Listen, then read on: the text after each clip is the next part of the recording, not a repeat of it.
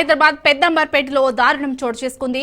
కండర్షైన్ school principal దాష్టికం వెలుగులోకి వచ్చింది. విద్యార్థులు బొట్టు పెట్టుకొని వచ్చారు అని ప్రిన్సిపల్ చితకబాదారు. అంతేకాదు బలవంతంగా వాష్రూంలోకి తీసుకెళ్లి బొట్టు తీయించారు ప్రిన్సిపల్ చర్యలపై స్కూల్లో విద్యార్థుల తల్లిదండ్రులు ఆందోళనకు దిగారు.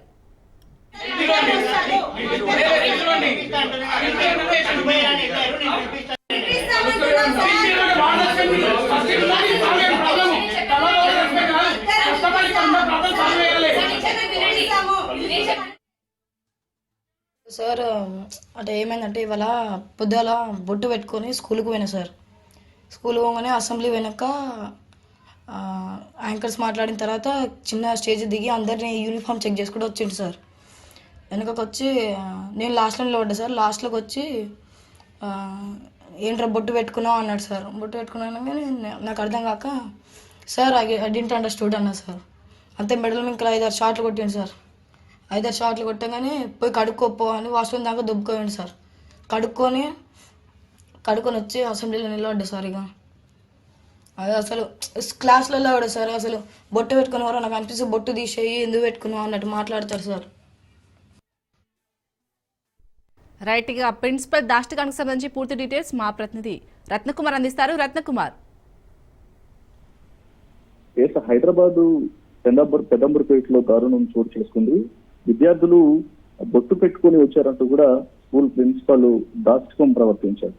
బొట్టు పెట్టుకుని వచ్చినటువంటి ఆ విద్యార్థుల మీద అత్యంత కిరాతకంగా ప్రవర్తిస్తూ వాళ్ళందరినీ చితకబాదాడు. అంతేకాకుండా వారి నుదుటిన ఉన్నటువంటి బొట్టును దగ్గరలో ఉన్నటువంటి వాష్రూమ్ దగ్గరకు తీసుకెళ్లి ఆ బొట్టు మొత్తాన్ని కూడా తీయించాడు. బలవంతంగా వాళ్ళతో బొట్టు తీయించాడు. ఈ ఘటనకు సంబంధించి ఇది తల్లిదండ్రుల వరకు వెళ్లడంతో పెద్ద ఎత్తున కండర్షైన్ స్కూల్ దగ్గరకు తల్లిదండ్రులు చేరుకున్నారు.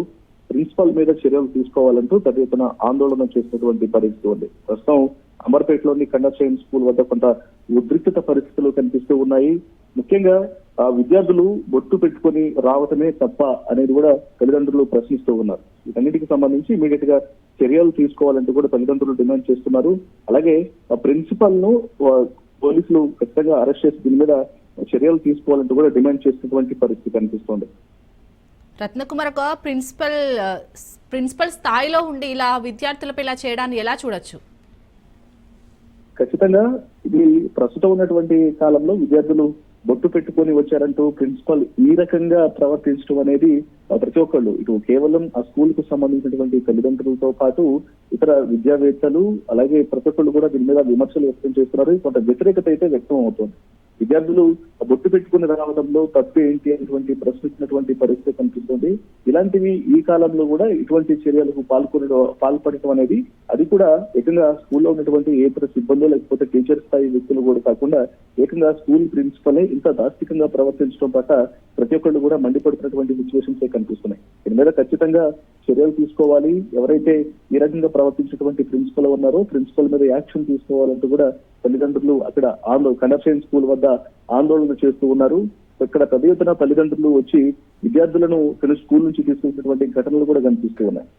అలాగే రత్నకుమార్, ప్రిన్సిపల్ బిహేవియర్ గురించి అక్కడ విద్యార్థులు ఏమంటున్నారు, ఇంకా మిగిలిన విద్యార్థులు? సో జరిగినటువంటి ఇన్సిడెంట్ కు సంబంధించి విద్యార్థులు చాలా స్పష్టంగా తెలియజేయడం జరిగింది. తాము ఎప్పుడైతే స్కూల్ దగ్గరకు బొట్టు పెట్టుకొని వచ్చి రాగానే తమను అతి ఇష్టానుసారంగా చితకబాదటం కాకుండా ఇమీడియట్ గా వాష్రూమ్ దగ్గరకు తీసుకెళ్లి బలవంతంగా తమ నుదుటిన ఉన్నటువంటి బొట్టులను తుడిచివేయించి అతికిరాత్మకంగా ప్రవర్తించారు అని చెప్పారంటూ కూడా వాళ్ళందరూ కూడా ఏడుస్తూ తల్లిదండ్రులకు ఫోన్ చేసినటువంటి పరిస్థితుల్లోనే తల్లిదండ్రులు అక్కడికి చేరుకొని ఆ ప్రిన్సిపల్ ప్రవర్తించినటువంటి తీరుకు సంబంధించి కూడా ఆందోళన వ్యక్తం చేస్తూ ఉన్నారు. Right, thank you Ratnakumar.